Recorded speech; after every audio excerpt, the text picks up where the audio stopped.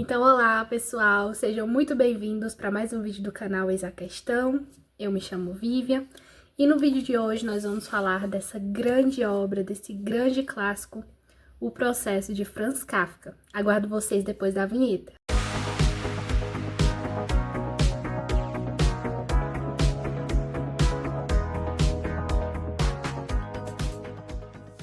Então, pessoal, esse livro aqui, ele é um grande clássico da literatura universal, isso não tem o que discutir. O autor é um autor clássico, tem aí várias obras importantíssimas para a literatura universal, de modo geral, né? Mas aqui no canal eu decidi alocar ele na nossa playlist Leia Mais Direito, que é uma playlist aqui do canal onde eu trago livros de direito, né, ali focados para quem tem interesse nessa área, para quem é estudante de direito, como uma forma de a gente se motivar para ler mais livros dessa área, né? Como a gente vê nas faculdades por aí hoje em dia, o nível está cada vez menor, a gente vê cada vez menos estudantes de direito lendo menos, que é uma coisa assim horrível, né? O direito, ele tem como base muito a leitura e a literatura é muito importante para qualquer área. A literatura é o que vai dar a base aí imaginativa para que você possa compreender estruturas do conhecimento mais complexas. Então, a literatura, ela é a base de tudo, ela é a base do aprendizado, porque ela treina, de certa forma, né, a imaginação. É como o professor Olavo de Carvalho falava, é um adestramento do imaginário para que você possa compreender outras áreas do conhecimento. Então, eu vou alocar aqui esse vídeo na playlist Leia Mais Direito. Mas, claro que esse livro aqui, ele é importantíssimo para todo mundo. Ele vai falar aí sobre questão de governos totalitários, sobre burocracia, sobre o Estado, né? Como o Estado ele está inflado, como os cidadãos eles estão à mercê cada vez mais do Estado. Mas, enfim, vou iniciar falando aqui com vocês um pouco sobre o autor.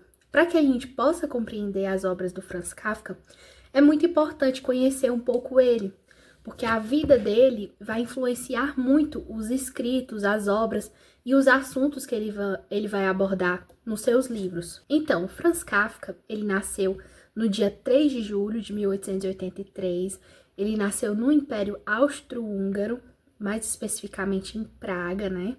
Ele era de língua alemã, ele foi um autor de língua alemã, mas ele era judeu. Ele nasceu em berço de família judia. Ele se forma em direito, apesar de ele não ter muito amor, muita empatia ali pela área jurídica. Ele vai acabar trabalhando aí a maior parte da sua vida com a parte de seguros, que também se aproxima muito dessa parte do direito, né? Durante uma parte da sua vida ele acaba trabalhando, solicitando indenizações para pessoas que tiveram acidentes de trabalho, o que era muito comum na época, né? As pessoas perdiam muitos membros. Se hoje em dia já acontece, imagina naquela época que as coisas eram mais precárias. Então, boa parte da sua vida ele trabalhou nessa área de seguros, que é uma área muito burocrática, né? Ele fez a faculdade de Direito, ele trabalhou numa área ligada também à questão de legislação, então ele teve muito essa experiência de vida no meio burocrático mesmo, no meio das leis, no meio jurídico, e isso acaba influenciando muito as obras dele. Durante várias cartas que ele troca com amigos, familiares, ele demonstra estar cansado, ele demonstra não gostar da área que ele estava, e ele reclama muito por essa área de trabalho dele acabar atrapalhando aquilo que era o seu verdadeiro amor, que ele vai chamar de o seu chamado, da sua vocação, que era a escrita, a literatura. Isso foi uma reclamação que ele teve durante toda a sua vida, né? O seu trabalho, o seu ganha-pão, acabar atrapalhando bastante a vida dele como escritor. E a gente consegue perceber aqui dentro do processo que o Franz Kafka, ele tinha muito conhecimento sim das leis, ele tinha uma crítica e uma visão bem pessimista com relação a essa questão da burocracia estatal, desse Estado inflado, desse Estado totalitário, né? Então, o direito para o Franz Kafka, ele não se demonstrou como uma realização, né? Ele não se demonstrou como um emprego, uma área dos seus sonhos, né? Mas a boa parte das obras de Franz Kafka vai estar aí inserido nesse contexto jurídico, nesse contexto de burocracia estatal. Na verdade, o Franz Kafka, ele tinha muitos problemas ali com relação ao pai dele, né? O pai dele, ele era muito impositivo, ele era mais controlador. Ele fez direito, acabou fazendo direito, porque ele, de certa forma, ia realizar o pai dele, era o que o pai dele queria. Apesar de ele não ter muito amor pela área, ele acabou indo para, até de certa forma, agradar o seu pai. E a gente consegue ver muito dessa relação do Franz Kafka pelo livro, né, dele que já é publicado, o nome é Carta ao Pai. Na verdade, esse livro, ele era realmente uma carta que o Franz Kafka escreveu, não sei se com o desejo de realmente mostrar para o pai dele, talvez não, como uma forma de desabafo mesmo, só que após a sua morte, essa carta acabou sendo publicada como um livro pelo seu amigo Max Brod, né?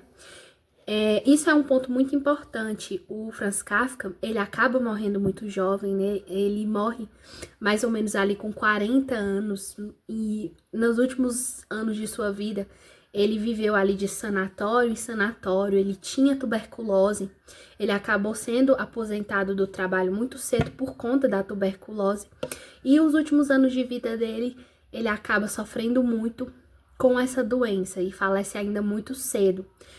Nos últimos dias, os últimos meses de vida de Kafka, ele acabou não conseguindo mais comer por conta da situação ali da garganta dele. Então, tudo indica que ele acabou morrendo de fome por conta da tuberculose, ele não conseguia se alimentar direito, então ele acabou morrendo de fome. E pouco antes de morrer, ele acaba pedindo para que o seu amigo, né, o Max Brod, após a sua morte, queime, destrua todos os manuscritos dele, o que não é obedecido por Brod, nem pela sua atual esposa, né, quando ele estava vivo, a esposa, a mulher que estava com ele. E isso é um ponto muito importante. O Kafka, ele era um mulherengo assumido, certo? Durante ali a biografia dele, a gente vê que ele teve muitas e muitas mulheres.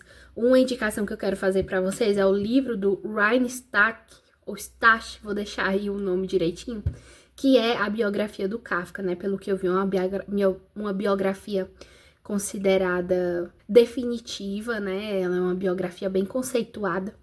E eu vi que foi publicado aqui numa edição brasileira. São ao todo 3 livros, 3 volumes, mas até agora foram publicados os últimos 2, falta o primeiro volume. Então fiquem aí de olho, eu com certeza vou adquirir essas edições, porque eu achei essa parte da vida de Kafka muito importante para a gente compreender realmente a obra de Kafka, né? Então, o Kafka acaba morrendo no dia 3 de junho de 1924. Como a gente sabe, durante esse período estava acontecendo o quê? A Primeira Guerra Mundial. Kafka, ele não vê a perseguição efetiva, aquela que a gente conhece como a perseguição máxima dos judeus, né, pelo nazismo. Ele acaba falecendo antes. Mas as irmãs de Kafka, ele teve 3 irmãs, elas morreram nos gulags nazistas, elas morreram no Holocausto. E apesar de ele não ter vivenciado o Holocausto propriamente dito, mas ele vivenciou sim o antissemitismo, né? Desde essa época, os judeus eles já sofriam muito com o antissemitismo, com o preconceito contra a sua etnia. E ele também vai vivenciar, sim, a questão dos estados totalitários, né? Ele vivencia a Primeira Guerra e a formação de estados totalitários. Então, a gente vai ver muito essa questão da máquina estatal, da burocracia, de cada vez o Estado mais se metendo ali na vida das pessoas, nos particulares. Então, o Kafka, ele não vai ser um autor de sucesso durante a sua vida, né? Ele acaba publicando alguns contos enquanto ele ainda está vivo, mas que não tem grande sucesso, grande repercussão. Inclusive, um livro muito importante dele, que é A Metamorfose, é publicado durante ainda o tempo em que ele está vivo, mas também ele não tem grande sucesso. Ele vai ser um autor de sucesso após a sua morte, né? Ele pede para que o amigo ele destrua as suas obras. Ele, inclusive, em vida, destruiu 90% do que ele escreveu. Ele realmente queimou boa parte do que ele tinha escrito. Mas aqui o Processo, que é o livro que nós vamos falar mais especificamente dele, ele é um romance inacabado, né? Então, era para ele ter sido destruído, mas o amigo Max Brod, amigo de Kafka, decidiu não destruir e organizar as obras dele. A gente tem aí diários, vários diários, temos a Carta ao Pai. Os grandes romances, as grandes obras de Kafka, na verdade, foram publicadas pós-morte, né? Então, ele foi um autor que teve sucesso somente depois da sua morte. Agora, falando mais especificamente, realmente, do livro, O Processo, aqui a gente tem a história de Joseph K. E esse livro é bastante interessante. O começo dele, sempre tem aqueles livros, né, que você começa a ler e ele já é logo no início impactante. Então, aqui a gente tem um começo clássico, um início clássico, onde ele vai dizer o seguinte: alguém devia ter difamado Joseph K., pois sem que tivesse feito nada de mal, certa manhã foi detido. Então, a história aqui vai rolar nesse mistério. O que o Joseph K. fez para que ele tivesse sendo réu de um processo? Um belo dia, ele acorda e tem ali pessoas, membros de uma polícia misteriosa ali na sua casa, que falam para ele que ele está detido. Você está detido, fique aí, não tem nada o que fazer. Inclusive, comem ali o café da manhã do Joseph K. E ele fica se questionando: quem são vocês? De qual órgão vocês representam? De qual tribunal vocês são? Cadê a ordem judicial? O que eu fiz? Eu quero ler, eu quero saber pelo que eu estou sendo processado. Mas eles simplesmente, aqueles representantes, eles não se identificam, não dizem que órgão que eles obedecem, qual é o órgão que eles representam, e muito menos dizem por que K está sendo processado, né? A gente não sabe se realmente eles sabiam e não queriam dizer, ou se nem eles mesmos sabiam, porque pelo que a gente vê, essa polícia e esse tribunal, ele não é um tribunal comum. Então a gente tem aí tudo sendo feito diferente do que tem na lei. Inclusive no início do romance, K, ele diz: mas eu não estou no estado de direito, eu não tenho os meus direitos, os meus direitos não têm que ser respeitados, né? E aí a gente vai percebendo que, na verdade, esse tribunal em que o Joseph K. está sendo réu, ele não é um tribunal comum. Ele é muito diferente daquilo que ele leu nas leis, né? Ele simplesmente não tem o direito de saber nem por que ele está sendo julgado. Então a gente vai acompanhar durante todo o livro essa perturbação, essa busca de K por descobrir como está o processo dele, quais são as provas pelo que ele está sendo julgado, e ele fica tentando adivinhar, fica tentando saber o porquê que ele está sendo réu do processo, mas ele simplesmente, infelizmente, ele acaba não descobrindo, né? Nesse vídeo eu vou dar spoiler, tá, gente? Já vou logo dizendo. Eu vou deixar aí um avisozinho quando eu for contar o final, tá certo? Mas a gente vê o Joseph K. ele lutando contra esse instrumento estatal que ele nem ao menos sabe quais instrumentos utilizar, porque simplesmente ele não tem acesso a nada. Ele acaba sendo convocado para uma audiência, simplesmente dizem para ele o local e nem mesmo o horário, né? Então ele chega lá e vai na sorte para aquela audiência. Ele entra numa sala, inclusive esse tribunal, ele tem uma característica de que ele não tem um local certo, né? São prédios ali no meio de onde as pessoas moram e a qualquer momento pode ter audiência em qualquer lugar, né? Tem uma parte do livro que é bastante perturbadora.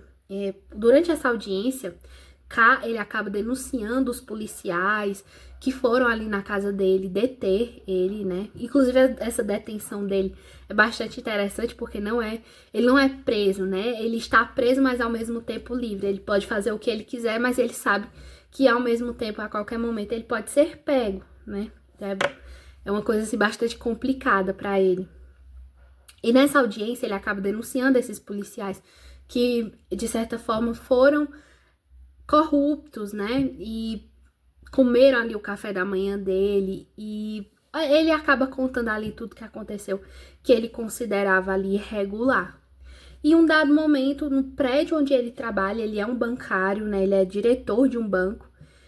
Ele acaba entrando numa sala e tem ali uma pessoa, um membro do tribunal, batendo, chicoteando aqueles policiais. Então, até mesmo o castigo, a pena dos policiais é executada ali dentro do prédio onde Joseph K. trabalha. E ele fica ali completamente perturbado ao ver aqueles homens sendo chicoteados por conta do que ele acabou denunciando na audiência. E durante o livro, em um dado momento, a gente vê um parente de Joseph K., que é do interior, é de longe, ele vai até a cidade porque ele fica sabendo que Joseph K. ele é réu desse processo. E durante todo o livro a gente vê isso, a gente vê K tentando se manter tranquilo para não demonstrar muito medo, muito desespero. E a gente vê que, na verdade, muitas pessoas acabam sabendo que ele é réu de um processo. Então, cadê o sigilo, né? Esse processo, ele parece ser algo que é extremamente sigiloso para o réu. Mas para qualquer outra pessoa, as pessoas simplesmente sabem, demonstram saber até pelo que Joseph K. está sendo processado. Mas uma coisa que dá, assim, um desespero na gente é que K, durante a história, ele não pergunta para essas pessoas, pô, você sabe do meu processo, então você sabe pelo que eu estou sendo processado, né? Então a gente não vê isso, ele sempre tá ali reprimindo e ele sempre tá querendo demonstrar ali para as pessoas que ele está bem, que ele está tranquilo. E esse tio dele acaba sabendo que ele virou réu desse processo e vai lá no banco falar com ele e recomenda um advogado. E Joseph K., ele vai acabar indo várias vezes nesse advogado, e o advogado, ele já é um advogado muito velho, ele demonstra ser muito experiente nessa área desses processos, desse tribunal, inclusive esclarece, de certa forma, muitas coisas para o Joseph K. Ele diz, olha, esse tribunal, ele não é um tribunal comum, o que mais importa ali dentro é a influência, então eu tenho que ter influência com os juízes, eu tenho que conversar. Então, ele é um tribunal que se baseia também muito na puxa-saquice, né? Na influência e se o advogado puxa um pouco de saco ali dos juízes. Inclusive, Joseph K. acaba tendo ali um caso com a empregada desse advogado. E essa empregada, pelo que parece, tem um caso com todos os réus que aparecem lá para conversar com o advogado, né? Ela tem um fetiche, inclusive o advogado mesmo fala que ela tem um certo fetiche por esses réus. E durante outra parte da história, a gente acaba vendo um cliente ali do banco indo falar com Joseph K. e diz que também sabe do que ele está sendo réu de um processo e que quem contou isso foi um pintor que pinta quadros ali para o tribunal e recomenda que Joseph K. vá falar com ele, porque pode ser que ele ajude, porque ele tem uma certa influência. E aí a gente percebe que o pintor que simplesmente pinta quadros ali para o tribunal, ele consegue ter muita influência sobre os juízes ali. A gente fala como se fossem os juízes de primeiro grau, digamos, os juízes menores, né? E Joseph K. ele vai conversar com esse pintor. E o pintor, ele vai dizer coisas muito importantes, vai explicar coisas muito importantes para o Joseph K. E ele vai dizer o seguinte, qual é a característica principal ali desse tribunal. Existem 3 possibilidades para que você não seja condenado. Então, a primeira seria uma absolvição real. O que seria essa absolvição real? Quando realmente o réu, ele é inocente, e durante ali o processo, o tribunal, ele ajunta todas as provas que... Esse é outro ponto, né? O réu, ele não se defende, ele não indica provas, ele está ali simplesmente à mercê do tribunal e o tribunal que vai atrás de tudo, né? E quando o tribunal percebe que realmente o réu é inocente, aí ele é absolvido, essa absolvição real. Mas tem um porém. O pintor nunca viu ninguém ser absolvido nesse tribunal. E as absolvições, elas são tão antigas que elas são quase lendas. E você não pode nem mesmo utilizá-las para embasar ali nada, nenhum argumento no seu processo. Então, a absolvição real, ela fica parecendo algo muito impossível de acontecer. E o ponto principal, ninguém pode fazer nada, né? Você apenas tem que esperar o tribunal mesmo ir ali ajuntando provas e verificar se você é inocente ou não. Então, você tem que, de certa forma, ficar inerte e se deixar ali totalmente nas mãos dessas pessoas do tribunal, nas mãos dos juízes. Já a segunda possibilidade é a absolvição aparente. O que é a absolvição aparente? Ela vai ser conseguida através de influências. Aí é onde o pintor entraria, né? O pintor iria ali conversar com os juízes que ele tem influência, dizer que o Joseph K. é inocente. Os juízes, esses juízes em que o pintor ele tem certa influência são os juízes menores, de certa forma eles iriam acreditar e iriam ajuntar no processo a opinião deles de que o Joseph K. é inocente e de certa forma o processo ele ficaria morto. Mas o pintor ele diz o seguinte: porém, a qualquer momento um juiz maior, um juiz superior pode verificar que aquele processo ali ele está sem nenhuma movimentação e dá ali a decisão e você simplesmente ser detido, ser preso pro resto da sua vida. Então, a absolvição aparente é isso, o processo ele fica ali como morto. A qualquer momento você pode ser condenado, bem como você pode acabar não sendo condenado. Então, você fica nesse risco de a qualquer momento um juiz superior ver que aquilo ali está sem movimentação, analisar e achar que você é culpado, e aí você vai ser preso pro resto da sua vida. A terceira possibilidade de você não ser condenado é a protelação. E a protelação, ela vai exigir um esforço menor da pessoa que tem influência ali sobre os juízes, mas tem que ser uma influência duradoura. Então, você vai deixar o processo rolar e ali sempre falando com os juízes, tendo influência ali, amizade com os juízes, para que eles solicitem interrogatórios, inquéritos, de tempos em tempos. Então, de vez em quando você tem ali que ficar indo falar com o juiz, né? Você tem que ficar ali sempre se apresentando ao tribunal e ao juiz para evitar que ocorra uma condenação definitiva. E qual é o ponto negativo? Que a pessoa ela nunca vai se ver livre. Nunca vai se ver livre daquele processo, né? Então, o que acontece é que essas duas últimas formas de não condenação, que é a absolvição aparente e a protelação, elas acabam impedindo a absolvição real, né? E o Joseph K. ele diz isso pro pintor, mas se eu quiser alguma dessas duas, aí já era minha absolvição real. Então, se ele não quiser ir na base da influência ali com os juízes, ele vai ter que aceitar que ele não pode fazer nada, que ele tem que estar ali nas mãos dos juízes e apenas esperar a decisão dessas pessoas, né? E é o que o Joseph K. não quer de jeito nenhum. Ele quer agir, ele quer saber como é que tá o processo dele, ele vai ali para as repartições do tribunal, ele busca realmente ter um papel ativo, mas a máquina estatal daquele tribunal não permite que ele faça nada por ele mesmo.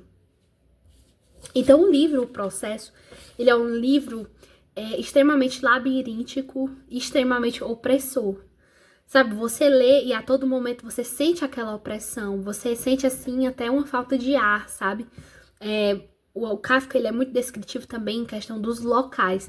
Então as repartições elas são sujas, são apertadas, quase não tem ventilação, sabe? Então tudo isso gera um clima, gera um ambiente obscuro e opressor. E você consegue sentir através da linguagem, da narrativa do Kafka, essa opressão. Durante aqui o livro O Processo, a gente tem principalmente uma crítica do Kafka aos governos totalitários, a essa máquina estatal opressora que oprime os cidadãos. E também, de certa forma, eu acredito que além de indicar esses problemas, ele também quis demonstrar a importância de você ter um Estado de direito, de você ter leis que realmente limitam ali o poder que o Estado tem sobre você, o poder que as próprias leis têm sobre você, né? Então aqui a gente vê o Joseph K. Não tendo direito a saber pelo que ele está sendo processado, que é uma coisa tão básica no nosso Estado de Direito. A gente sabe que quando se inicia ali um processo, o réu ele tem que ser citado. E ele é citado e ele tem ali acesso aos autos para ele poder saber pelo que ele está sendo julgado, pelo que ele está sendo processado e poder se defender. Aqui o Joseph K. ele não sabe pelo que ele está sendo julgado, ele simplesmente fica ali algemado, preso. Não tem o que ele fazer para poder se defender e conseguir a absolvição, né? Não tem um rito processual certo que ele saiba quais são as etapas que ele vai passar.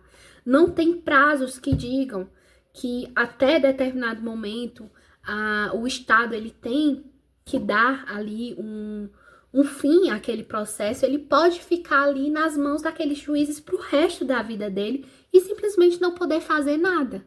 Então, aqui nós temos um Estado, um tribunal que carece de leis, que carece de ritos processuais e que carece de um respeito mesmo pelo cidadão, né?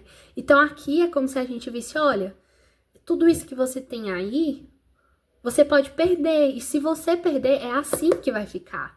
Então, através desse livro, a gente consegue ver a importância do Estado de Direito, das leis processuais e dos prazos e de todo esse rito que a gente estuda propriamente na faculdade, né? No final, atenção spoiler, no final a gente vê o Kafka completamente transtornado, já sem saber o que fazer, ansioso, ele já não consegue mais trabalhar. Realmente a vida dele acaba por conta desse processo. E em um belo dia, alguns representantes do tribunal, policiais, vão na casa dele e simplesmente pegam ele, levam numa pedreira e executam Joseph K. Então, eles desferem ali uma facada no peito de Joseph K. Ali foi a condenação à morte dele. Ele nem ao menos ficou sabendo da condenação e ele já teve ali a sua pena executada, né? E como ele diz, ele morre ali como um cão, nem mesmo como cidadão. Ele simplesmente foi arremessado ali num processo onde ele não entendeu nada e morreu, sem saber, ao menos, por que ele morreu, né? Ele não teve nem essa oportunidade. Então é isso. Esse aqui é um livro extremamente importante, não só se você é estudante de direito, na verdade para todos, mas se você é estudante de direito, aí é que você tem a obrigação de ler esse livro e o autor de uma maneira geral. O Kafka, ele tem outros livros aí muito interessantes, muito importantes e que não deixam de ser bastante proveitosos para você que faz a faculdade de Direito. Então é isso, pessoal. Espero que vocês tenham gostado do vídeo. Deixem um like, comentem o que vocês acharam, se vocês já leram esse livro. E até a próxima. Tchau, tchau!